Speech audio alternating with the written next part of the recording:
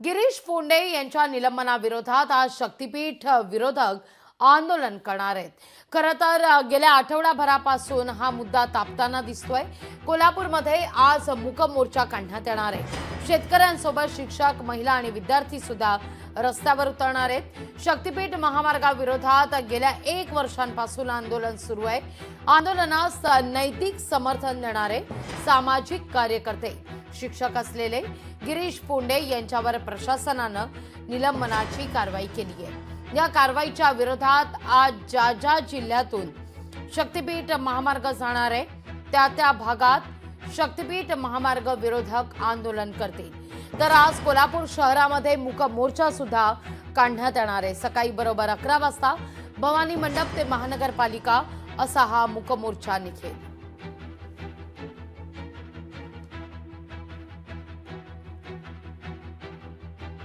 या सगळ्याविषयी अधिक माहिती घेण्याकरता थेट जाते कोल्हापूरला आपले प्रतिनिधी सतेज औंधकर यांच्याकडे। सतेज, का अधिक माहिती या सगळ्या संदर्भात? गेल्या आठवड्याभरापासून खरं तर या मोर्चाचं आयोजन करण्यात येत आहे, या आंदोलनाचं आयोजन करण्यात येत आहे। आजही मूक मोर्चा निघून या सगळ्याचा निषेध व्यक्त केला जाणार आहे। सतेज,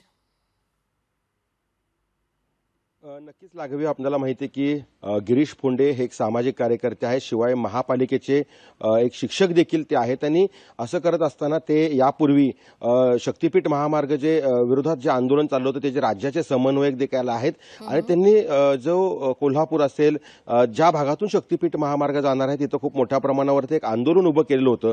आणि असं असताना नुकतंच उपमुख्यमंत्री एकनाथ शिंदे हे कोल्हापूर जिल्हा दौऱ्यावरती येणार होते आणि त्याच दरम्यान त्यांनी एक प्रक्षोभक विधान आहे ते केलेलं होतं। आणि त्यामुळेच महापालिकेने त्यांना नोटीस बजावलेली होती आणि तात्काळ त्यांचं निलंबन आहे ते केलेलं होतं। आणि या सगळ्या निलंबना झाल्यानंतर खरं तर कोल्हापुरात खूप मोठ्या प्रतिक्रिया उमटायला सुरुवात झाली। इंडिया आघाडीचे आमदार असतील जयंत आसगावकर, त्यांनी देखील महापालिकेच्या अधिकाऱ्यांना आहे तो जाब विचारलेला होता।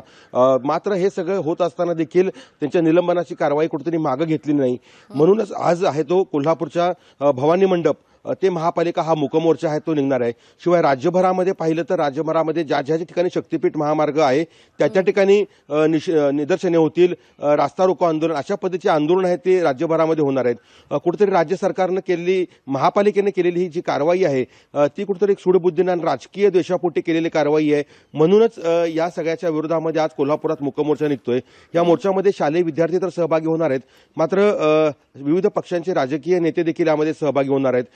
त्यासोबत सामाजिक कार्यकर्ते देखील, तालीम मंडळाचे देखील पदाधिकारी यामध्ये सहभागी होणार असल्याची माहिती मिळते। साधारणतः 11 वाजता हा मोर्चा सुरू होईल आणि हा मूकमोर्चा असेल, त्यामुळे कोणतीही घोषणाबाजी केली जाणार नाही असं सांगितलं गेले। मात्र एकूणच जर पाहिलं तर सहाय्यक शिक्षक असणारे गिरीश फोंडे यांच्या निलंबनानंतर एकूणच शक्तीपीठ महामार्गाच्या विरोधातला जो लढा आहे तो आणखीन तीव्र झाल्याचं आपल्याला पाहायला मिळतोय। आणि ज्या ज्या ठिकाणी हा शक्तीपीठ महामार्ग जाणार आहे त्या जिल्ह्यात आज गिरीश फोंडे यांच्या निलंबनाच्या विरोधात मोठं आंदोलन उभं केलं जाणार असं सांगितलं गेले। लागवी, सतेज, तुर्तास धन्यवाद तुम्ही दिलेल्या एकूणाच्या सविस्तर माहिती करता। लोकशाही मराठी ऐका, पहा, जागरूक रहा।